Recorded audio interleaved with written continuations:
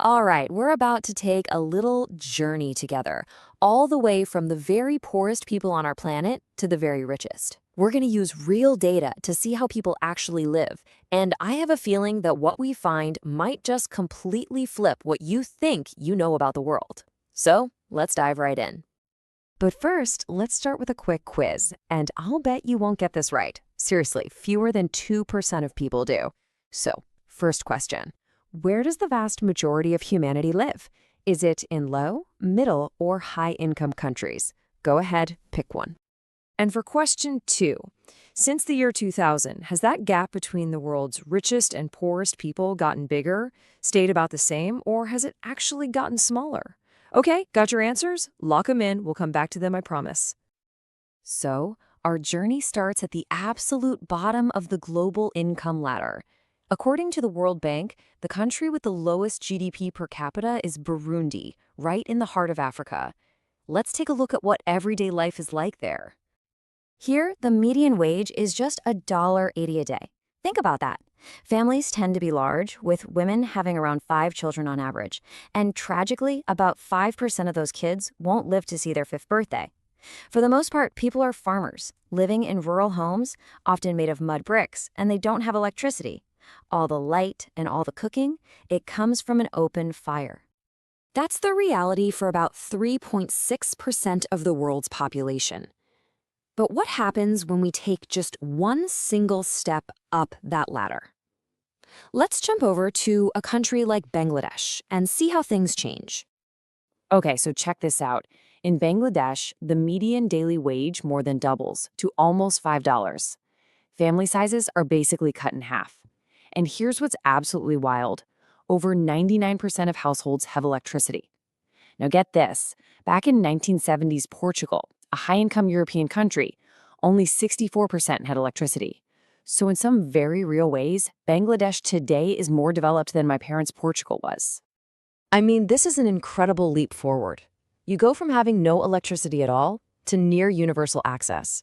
You go from walking to a river for water to having a pipe wall right there. From sleeping on straw mats on the floor to having actual beds. This is a monumental transformation in daily life. So let's go back to our first quiz question. Where does the majority of the world live? Well, if you said B, middle-income countries, you nailed it. And don't worry if you got it wrong. Most people I asked do, and I did too the first time. The truth is, and this is a huge deal, most of humanity is no longer in that low-income bracket. We're talking billions of people have moved out of extreme poverty in just a single generation. So now let's explore that massive group in the middle, right? This is where most of the world's population actually lives now, and it's a story all about growing cities and life changing at an incredible pace. Let's take a place like Indonesia, for example. The median wage is around $6 a day. Most families now live in cities, not out in the countryside. Motorbikes are absolutely everywhere, and so are smartphones and internet access. You know those amenities we saw in Bangladesh? They become even more common here. And if we climb higher still, we reach the upper middle income countries. This group includes massive nations like China and, in our example, Brazil. And here, well, here we see another whole set of really profound changes. In Brazil, the median wage jumps again all the way to about $17 a day. And for the first time on our trip up the ladder, the fertility rate has dropped below replacement level. Women are having, on average, 1.6 kids. I mean, it's a total 180 from what we saw in Burundi. And now, the health challenges have flipped. More people die from obesity than from malnutrition. And things like cars and computers, they become pretty common household items. All right, we've finally made it to the top of the ladder, the high-income countries. This is home to the final 10% of the world's population. And people here live with a level of prosperity that was just unimaginable for most of human history. But, and this is a big but, a totally different story starts to emerge here. And that's the story of the gap inside these wealthy nations.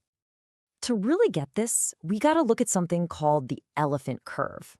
It sounds weird, but it's super famous for a reason. It shows that from the late 80s to 2008, the emerging middle class, mostly in Asia, saw this huge growth in their income. That's the elephant's high back. But then, the curve just flattens out for the middle class in the West. Their incomes barely grew at all. And meanwhile, the global 1%, that's the tip of the elephant's trunk, it shot straight up, dramatically. So the key takeaway here is this. We can't just look at country averages anymore. It doesn't work. Sure, an American earning the median wage of around $62 a day is incredibly rich by global standards, but that just doesn't tell the whole story. We have to look at the inequality within these nations. And you know what? When we stop looking at just income and start looking at wealth, I mean everything a person owns, the picture gets even more dramatic. In South Africa, the top 10% hold an astonishing 86% of all the wealth. In the United States, it's 71%. And this trend, well, it's generally been on the rise in most major economies. Okay, so let's shift gears for a second. Forget countries. Let's talk about global wealth clubs. To get into the global 1% club, you need a net worth of over $1 million. To join the much more exclusive 0.01% club, you need over $21 million. And to be a billionaire, well, you need over $1 billion. And then you get to the very, very top, and the numbers are they're almost impossible to wrap your head around. Between 2020 and 2024, Elon Musk's wealth grew at an average rate of $1,300 per second. It literally wouldn't be worth his time to stop and pick up a $100 bill from the street. I mean, just think about that. So, let's recap, right? We've got the middle class in Asia booming, the middle class in the West kind of stuck in neutral, and billionaires just accumulating these insane amounts of wealth. Everything seems to be screaming more inequality. But this is where things get really interesting, because we've stumbled upon a paradox. So let's circle all the way back to that second quiz question I asked you at the beginning. Given everything we've just seen about the rise of the super rich, has global wealth inequality increased since the year 2000? Most people say yes. I mean, it seems like the obvious answer, right? But the answer, and honestly, this is the one that really shocked me, is C. Overall, global inequality has actually gone down. How on earth is that even possible? Well, the economist Branko Milanovic, he's one of the researchers behind that elephant curve, he explains it perfectly. To be blunt, reducing the enormous gap between a poor country like Malawi and a rich one like the UK has a much, much bigger impact on global inequality than the growing gap inside the UK.